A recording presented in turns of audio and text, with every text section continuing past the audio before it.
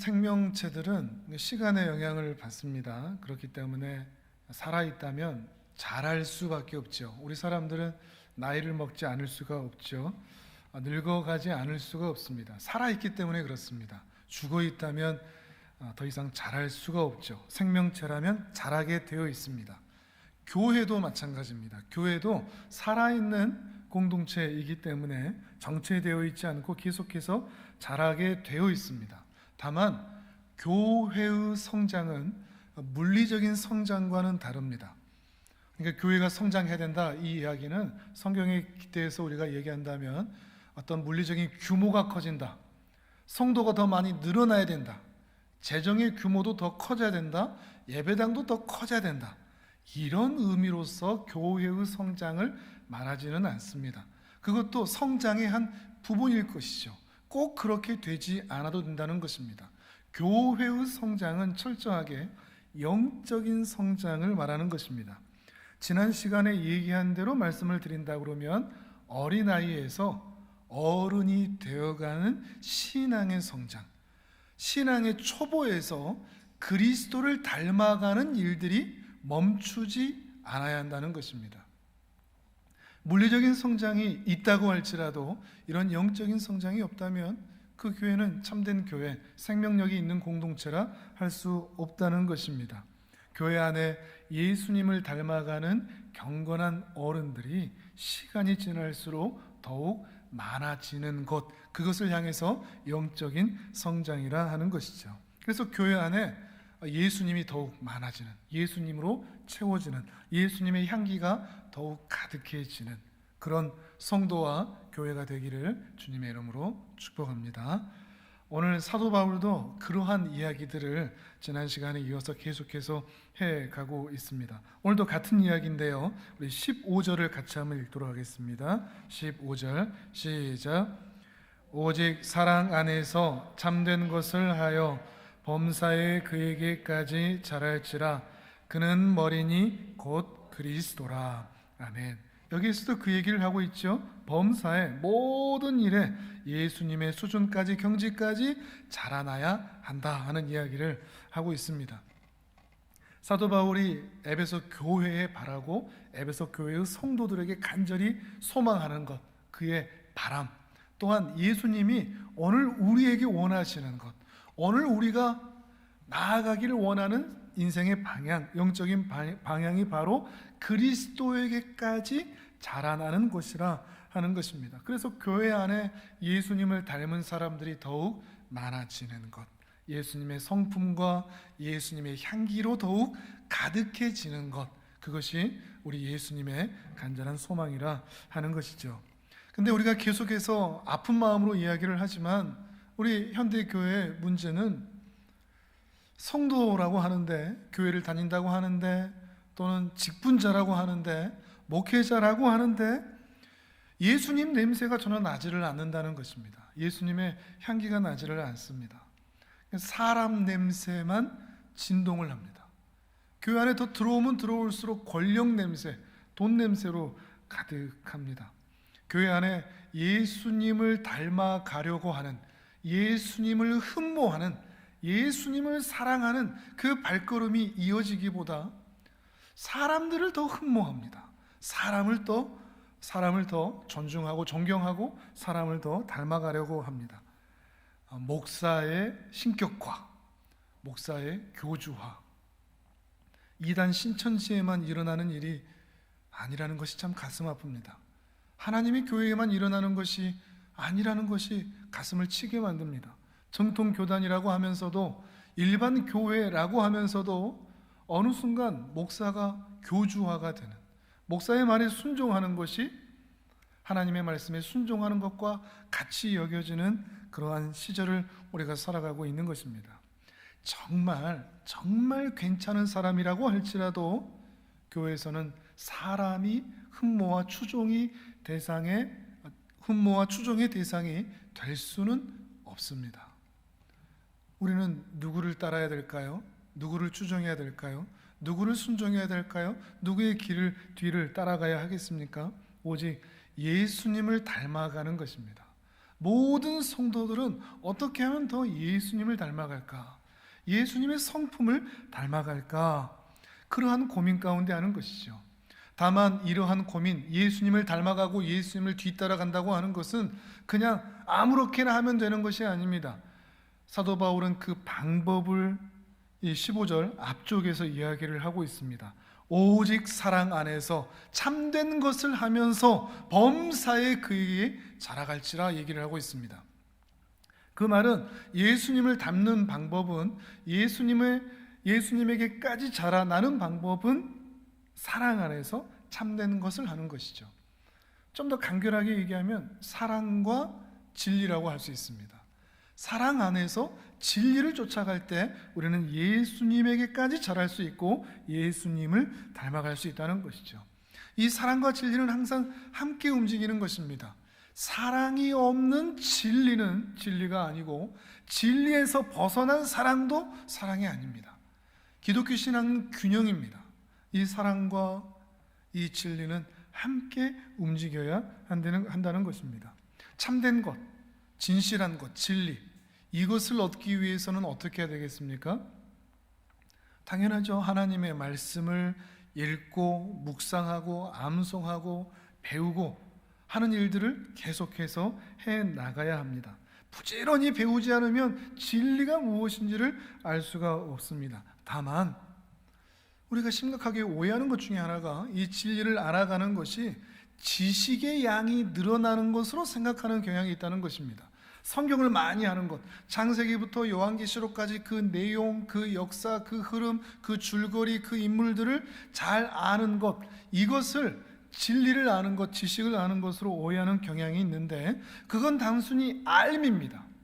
이 말씀이 우리의 마음 가운데 와 닿아서 우리의 머리에 있는 이 말씀이 우리의 마음판까지 와 닿아서 우리의 마음판을 대수술하지 않으면 안 됩니다. 진리 안에 있다, 참된 것 안에 있다는 것은 그 말씀이 우리의 심령 마음판까지 와 닿아서 수술을 했느냐 하는 것입니다. 그래서 변화가 되어 가느냐 하는 것입니다. 이렇게 대수술을 거쳐서 전 인격이 변화되는 것, 우리의 머리에서부터 발끝까지 하나님의 말씀으로 변화되어 가는 것, 그것이 진리 안에 있는 것입니다.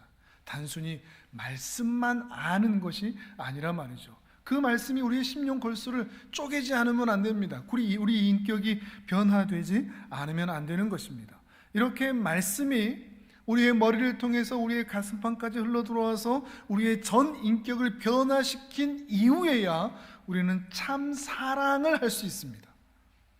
이 진리 없이, 이 진리를 거치지 않고 사랑하지 못합니다. 그건 세상적인 사랑일 수밖에 없습니다. 마음과 목숨과 뜻과 힘을 다하여 드디어 하나님을 사랑하게 됩니다. 그리고 그 사랑의 은혜를 경험한 자가 우리의 이웃을, 우리의 형제를, 심지어 우리의 원수마저도 내 자신처럼 사랑하게 되는 그 수준에 이를 수 있게 된다는 것입니다. 이렇게 사랑과 진리가 만나게 될 때, 우리 안에 균형 잡힐 때 우리는 드디어 우리의 전 인격이 주님을 닮아갈 수가 있다는 것이죠. 이런 개인의 성장이, 개인의 성숙이 반드시 따라온다는 것입니다. 다만 성경은 개인의 인격의 성장, 이것으로 끝마침하지 않습니다. 내가 이제 사랑 안에서, 진리 안에서 내가 이렇게 주님을 닮아갔다, 이것이 우리 인생의 스토리의 끝이 아닙니다. 그 다음이 있다고 이야기를 하고 있습니다. 전 인격의 변화는 온몸으로 퍼져나가는 것이죠. 그것이 16절입니다. 16절을 우리 또 같이 읽어보도록 하겠습니다. 시작. 그에게서 온몸이 각 마디를 통하여 도움을 받음으로 연결되고 결합되어 각 지체의 분량대로 역사하여 그 몸을 자라게 하며 사랑 안에서 스스로 세우느니라. 아멘. 연결되고 결합되어 라는 이 말씀이 중간에 눈에 들어옵니다. 성장하고 자라가는 한 성도, 이 성도는 자기만 성장하고 자라는 것으로 끝나지를 않는다는 것입니다. 서로 도움을 주고받으면서 연결되는 것입니다. 연결되는데 꽉 물리는 결합의 수준까지 이어진다는 것입니다. 이러면서 한 몸을 이루어가는 것이죠. 그러니 예수님을 닮는다는 것은 뭐냐? 예수님을 닮은 공동체로 세워진다는 것은 뭐냐? 개인적인 경건에다가 성도들의 연합, 이것이 함께 버무러질 때 예수 그리스도를 닮은 공동체가 될 수 있다는 거죠. 그러니까 우리가 단독적으로 우리 개인이 우리의 골방에서 주님을 만나는 습관을 갖습니다. 그러면서 우리는 더욱 진리 안에서 사랑 가운데서 주님을 알아가고 그에게까지 자라갑니다. 그런데 여기서 끝나지 않습니다. 이렇게 각 개인이 사랑과 진리 안에서 그에게 자라감과 동시에 자기 홀로 있지 않고 공동체 안에 있는 사람들과 연결이 됩니다. 흐느적 연결되는 게 아니라 탁 치면 끊어지는 게 아니라 단단하게 결합이 됩니다. 이것을 교회라고 말을 하고 있는 것입니다. 그러니 성숙해진다는 것은 홀로 고립되어 있는 것이 아닙니다. 혼자 신앙생활하는 것이 아닙니다. 나만 잘하면 된다는 것이 아닙니다. 공동체와 연결이 반드시 된다는 것이죠. 근데 우리 중에 어떤 사람들은 홀로 있는 걸 좋아합니다. 공동체 안에 함께 연결되는 것을 그다지 기뻐하지 않습니다. 피하죠. 또 어떤 사람들은 홀로 하나님을 만나지는 못합니다. 사람들 모이는 것만 좋아합니다. 마치 교회를 동호회처럼 생각하는 경향들도 있는 것이죠. 신앙은 균형입니다. 개인의 경건과 성도와의 연합, 이 두 가지는 항상 같이 가야 합니다. 한쪽으로 기울여서는 안 된다는 것입니다.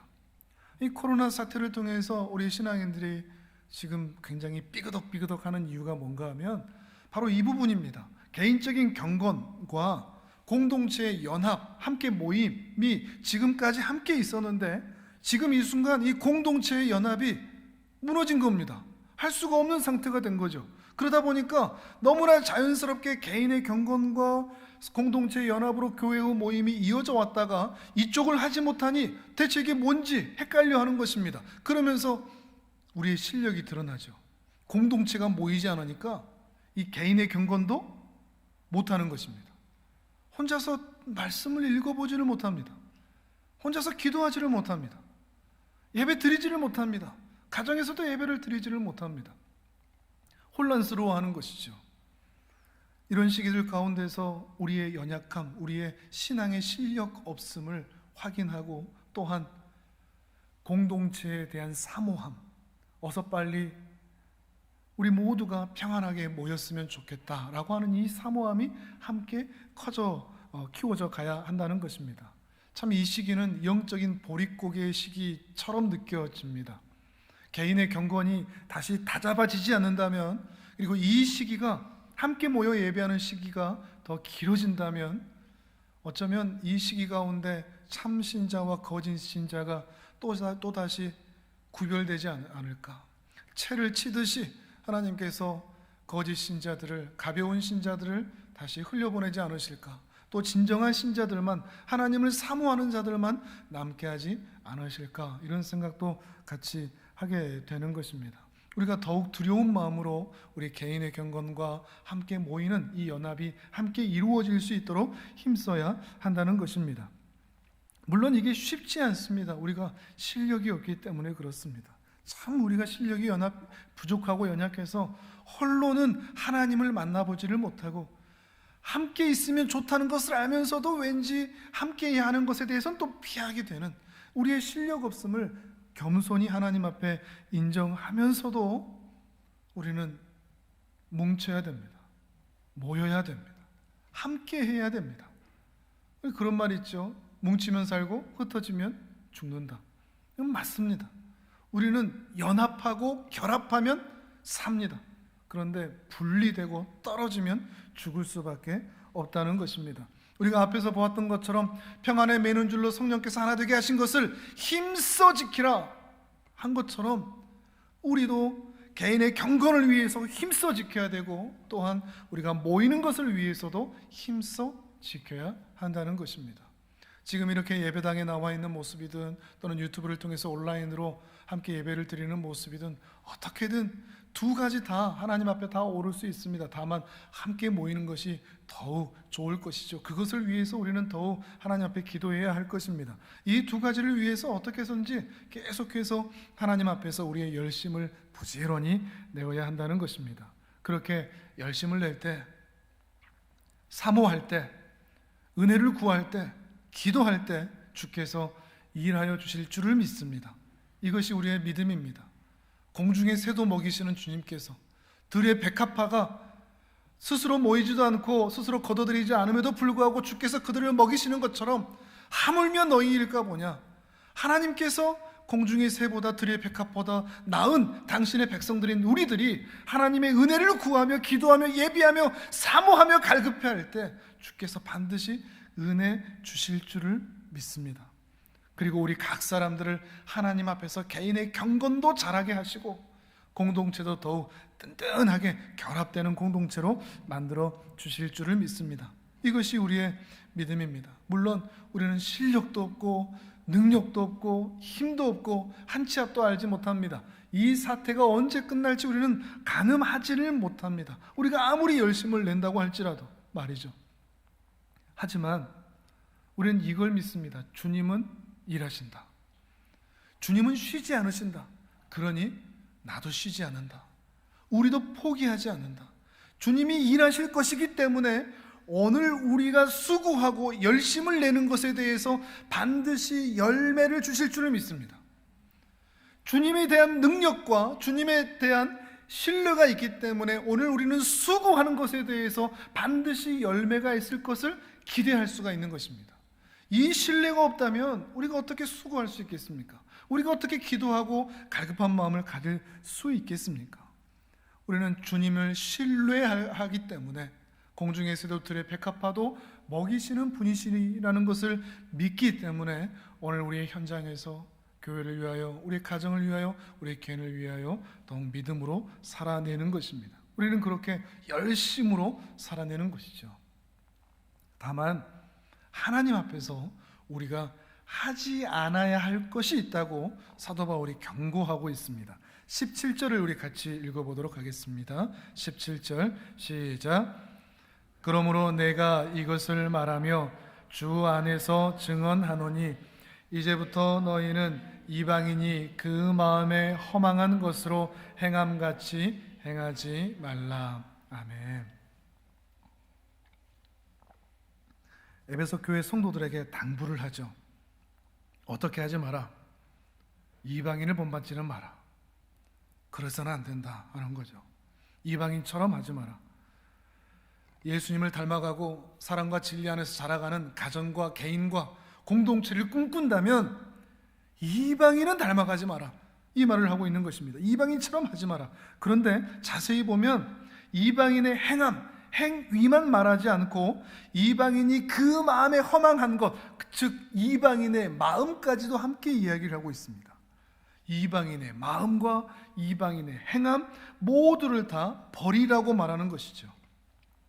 눈에 보이는 행실들만 저렇게 안 해야지로 끝나는 것이 아니라 눈에 보이지 않는 마음마저도 이방인을 닮지 말라는 것이죠.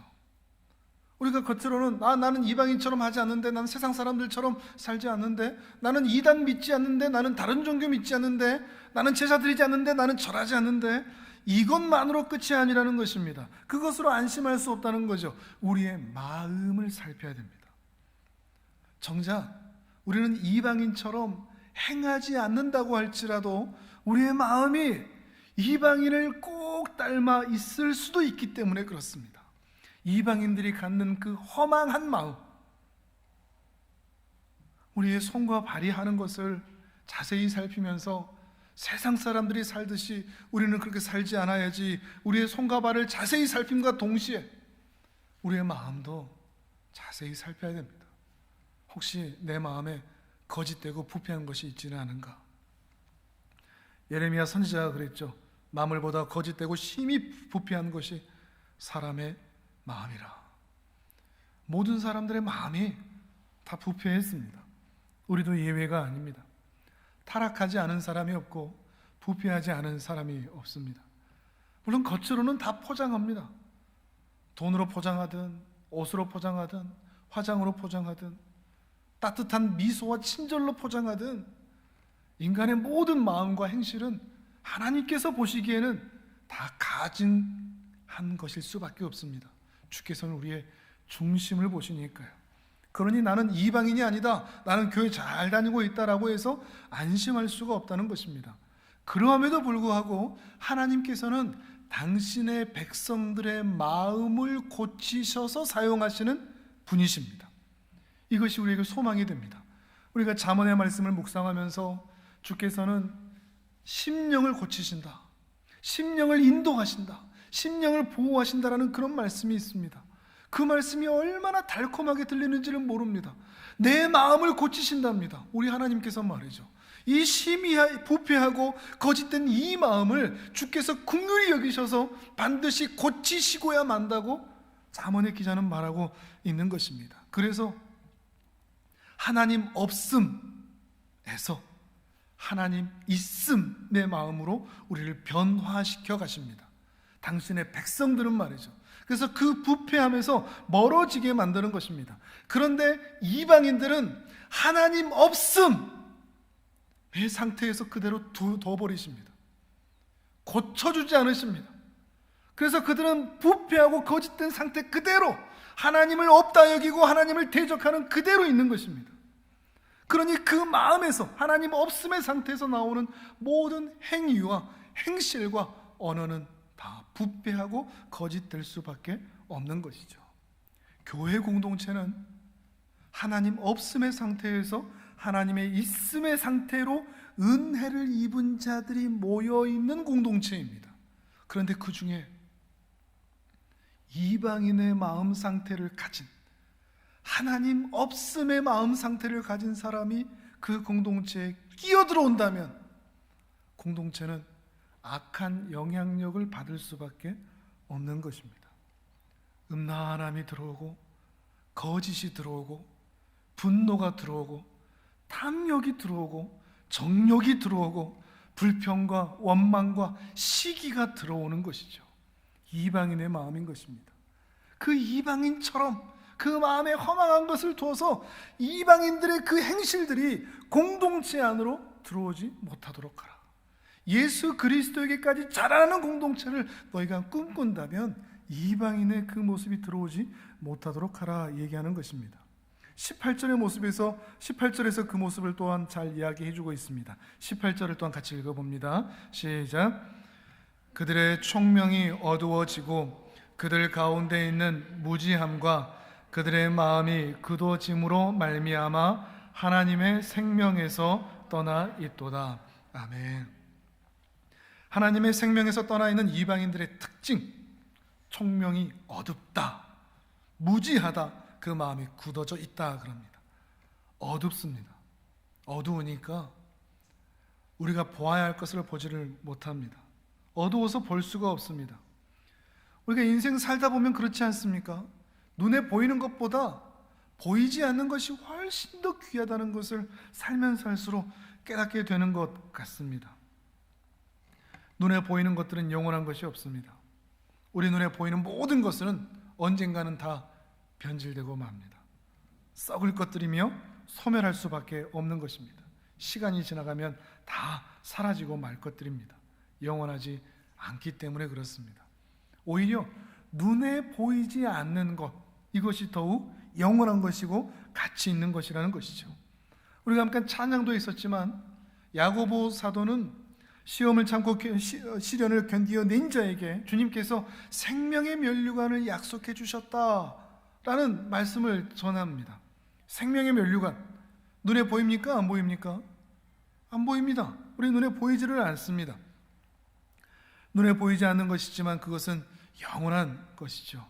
근데 어떤 사람에게는 생명의 면류관이 너무나 소중하고 사랑할 만한 것이어서 눈에 보이지 않는데 이 면류관이 있는 것처럼, 이 면류관을 받을 것처럼 소망하고 살아갑니다. 언젠가 내가 주님 안에서 그 생명의 면류관을 쓰임을 받을 때가 있겠지. 주님께서 나를 만나셔서 내 머리에 생명의 면류관을 서주시겠지. 이걸 사모하며 사는 사람들이 있습니다. 근데 어떤 사람들에게는 이 생명의 면류관이, 찬송할 때는 우리가 생명의 면류관을, 영원한 복락의 생명의 면류관을 우리 머리에 씌워주시겠다 찬송을 하는데 그게 와닿지가 않습니다. 눈에 보이지가 않으니까요. 어떤 사람들은 그냥 미친 사람의 이야기처럼 무슨 생명의 면류관이 있어? 이렇게 느껴집니다. 가슴에 아무런 쿵닥거림도 나타나지를 않습니다. 하나님 없음입니다. 말로만 하는 것이죠. 이방인의 모습이라 할 수 있는 것입니다. 19절 초반부에는 이렇게도 표현합니다. 그들이 감각 없는 자가 되었다 그럽니다. 감각이 없는 것이랍니다. 하나님에 대해서, 신적인 것에 대해서 아무런 감각이 없다는 것입니다. 맛의 감각을 잃어버린, 미각을 잃어버린 것처럼, 후각을 잃어버린 것처럼, 시각을 잃어버린 것처럼 하나님에 대한 영적인 감각을 잃어버린 상태, 이것이 이방인의 모습이라는 것이죠. 이건 매우 심각한 일이라 할 수 있습니다. 왜냐하면 교회 안에도 이 일이 있기 때문에 그렇습니다. 하나님의 말씀을 아무리 이야기해도 말씀이 들리지를 않습니다. 머리로만 듣습니다. 지식만 늘어납니다. 경험만 쌓입니다. 교회 생활은 이렇게 하는 거야, 말씀은 이런 거야 하지만 그 말씀이 이 마음판을 수술하지 않기 때문에 전 인격의 변화가 나타나지를 않습니다. 그냥 시간이 지나가서 조금 더 괜찮은 사람처럼 보여지는 인생의 경험들로 인하여서 좀 더 괜찮은 사람들로 되어가는, 나이 먹어서 생겨나는 그런 변화가 신앙의 변화라고 말할 수는 없습니다. 말씀을 통해서 그 말씀이 내 심령을 후벼 파서 새롭게 만드는, 수술해서 변화를 얻게 하는 그러한 변화를 우리는 사모해야 하는 것입니다. 이런 사람들에 대해서 유다서에서는 이성이 없는 짐승처럼 본능으로만 행하는 자들이라 얘기합니다. 이방인들이 사는 삶은 말이죠.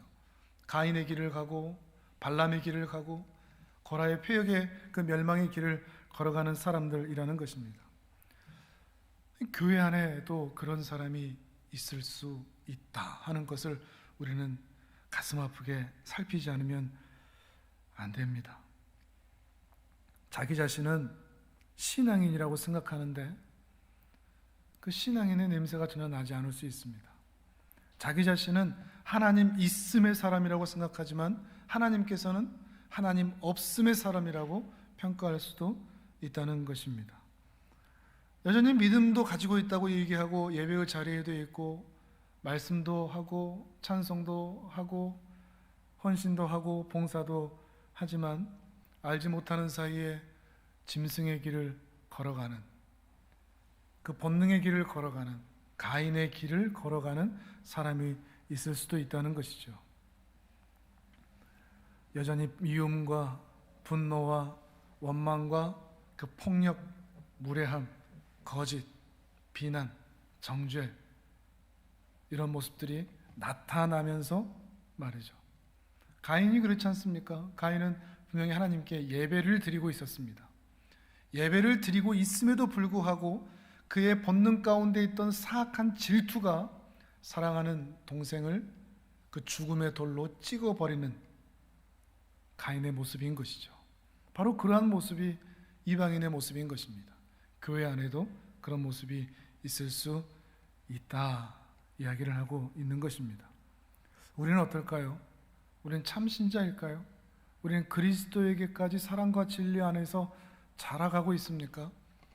우리는 교회 안에는 있다고 하지만, 내 스스로 믿음이 있다고 하지만, 교회에 대해서, 종교 생활에 대해서 잘 안다고 하지만 정작 가인의 길을 걸어가고 있는 모습이 불쑥불쑥 튀어나오고 있지는 않습니까?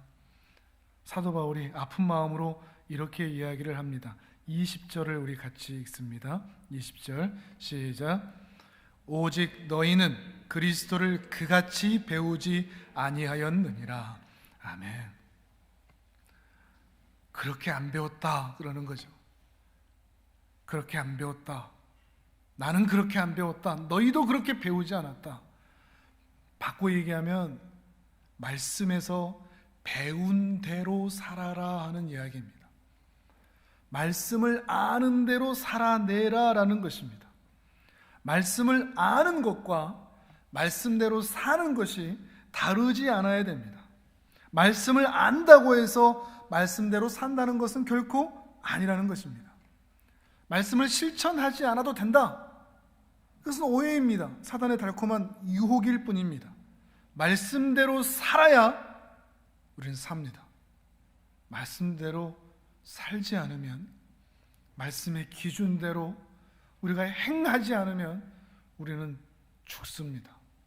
우리는 말씀 아는 것을 귀하게 여기면서도 말씀대로 사는 것에 대해서는 우리는 너무 가볍게 여기는 경향이 있습니다. 안다고, 알고 있다고 오래 교회 생활을 해왔다고 자신해서는 안 된다는 것이죠. 스스로를 괜찮다고 착각해서도 안 된다는 것입니다. 오늘 우리가 교회 안에 있지만 나도 감각하지 못한 사이에 가인의 길을 걸어가고 있을지도 모르기 때문입니다. 우리가 걸어가야 할 길은 예수님이 가신 길입니다. 생명의 길, 하나님을 사랑한 길이고 이웃을 사랑한 길이었습니다. 자신을 희생해서 다른 사람을 살리는 길이었습니다. 주님은 그 길에서 사랑하셨고 희생하셨고 헌신하셨고 순종하셨습니다. 예수님은 아는 대로 살아내셨습니다.